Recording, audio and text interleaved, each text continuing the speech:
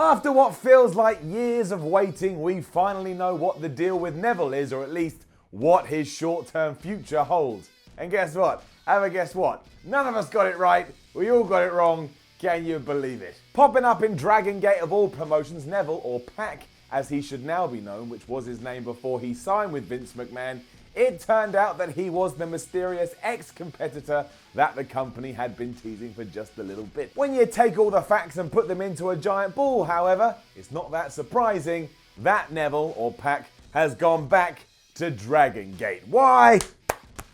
Still hurts. Here's why.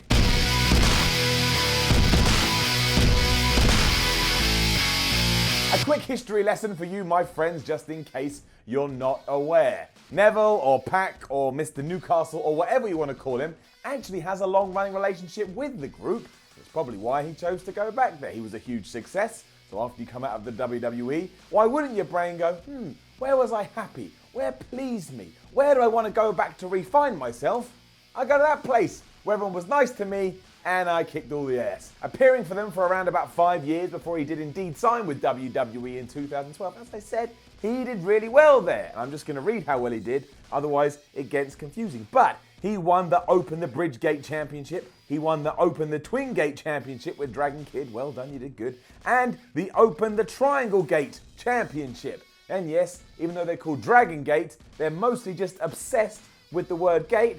That's why we like them. They're crazy. It's where many of the highlight reels you will have checked out on YouTube come from. And while Neville did appear all over the world, you could argue that it was in Dragon Gate where he made his name, or where he first had his big splash. And that's like, I don't mean that in a silly way, because he does like, splashes and stuff like that, and he's a high flyer.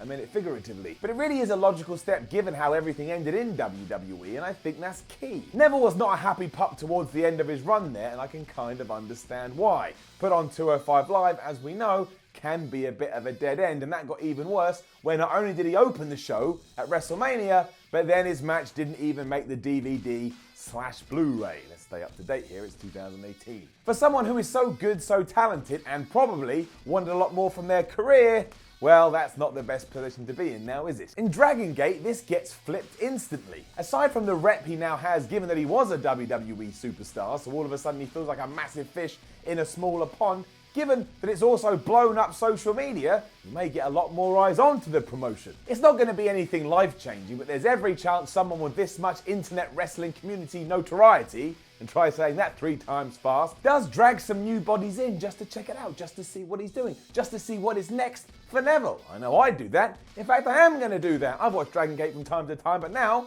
I'm going to pop over and see, what's he going to do? What's he up to? I hope he's happy. All this is even more fascinating as well, given that but a month ago, Dave Meltzer was saying in the Wrestling Observer that while Neville was ready for a return, he'd been telling promoters that it couldn't happen just yet. Big Dave even said that the man had completely gone off the grid, and if there was any truth in that, it was clearly all an angle or a work or whatever you want to call it, because he was planning to come back as the crazy Mr. X, who's also a character from the Kung Fu game. If you played Kung Fu on the NES, and you probably didn't because I'm an old man and you're not, you were trying to take down Mr. X. He'd like taken Sylvia. I don't remember the name of the Kung Fu dude, but you had to save her, and you had to take down Mr. X. I'm not saying that Neville was Mr. X, but he is Mr. X right now. Let's move on. And there's even more sprinkles we can throw on this, because only around about 48 hours ago, Naito, he of New Japan fame, was teasing that a new member was about to come into the promotion, and we as fans, what do? We went, it must be Neville. It's got to be Neville. He's free. Everyone loves Neville. It's got to be Neville. And yeah, it does seem beyond comprehensible that Neville is going to work for both, but we are living in 2018, my friends, and as we know, when it comes to pro wrestling,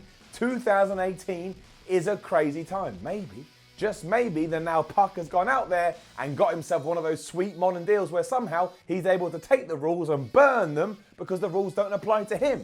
Brock Lesnar, Chris Jericho, there's other people I could throw in there. If it's enough to get him through the doors, why wouldn't Dragon Gate said yes? Look what's happened already. Everybody's really excited. This goes for back on Western Shores too. Impact, Ring of Honor, Progress, Defiant. Everybody's going to want a piece of this man now because of course they do. Who wouldn't? Not only is he disgustingly talented, but the way he made his exit from the WWE has only made him more relevant than ever. Even if you're not a wrestler and you're a wrestling journalist, you're probably desperate to get the first interview with him so you can put a microphone in his face and say, what happened? Everyone wants to know. We think we know, but you never know for sure. Will he even talk? Maybe his long-term plan is to go back to WWE But again, we just don't know. What I do know is that Neville has played all this perfectly because he feels like a bigger deal right now than he ever has done before. And isn't that crazy? The dude took a rest, he bet on himself, and now it's all paying off. Makes me feel all warm and fuzzy inside. I like it when talented people do smart things, and at the end you can go, yes, 2 thumbs up. And let's not even get started on the potential matchups that we could now see. I mean, I'll throw a few out there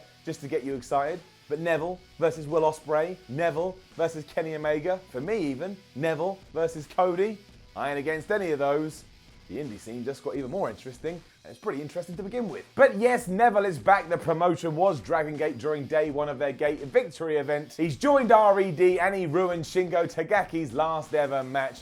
And in the process, he also hit the red arrow, which given everything I just said, seems kind of relevant, or poignant even. We even know when his first proper bout for the company is gonna be. November 6th, Korakuen Hall in an insane 12-man tag team match. You don't need 12 men in anything. But Neville, he's rewriting the rules, so he's gonna throw himself right into it. Also, I know I've called him Neville throughout this video, but I'm gonna retire that name right now and say, hello, Pac, welcome back, long live the King. Now, don't forget to leave a comment below and let us know what you think about Neville/Pac's return. Like, share, and subscribe. Head on over to WhatCulture and read yourself some articles, including some about this. And follow WhatCulture on Twitter at WhatCultureWWE. My name is Simon from WhatCulture. This was the Y series. Thank you for watching. And genuinely, I am super pumped to see Neville/Pac back. I'm going to stop calling that now. I just said I was going to do it. I am super pumped to see Pac back. The man, he's just great. He's a wonderful professional wrestler, and he's from over here in the UK, and that makes me pleased as punch. And I like to be pleased.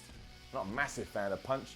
Don't really get that saying. It doesn't mean that kind of punch. Either way, Pac, let's do it.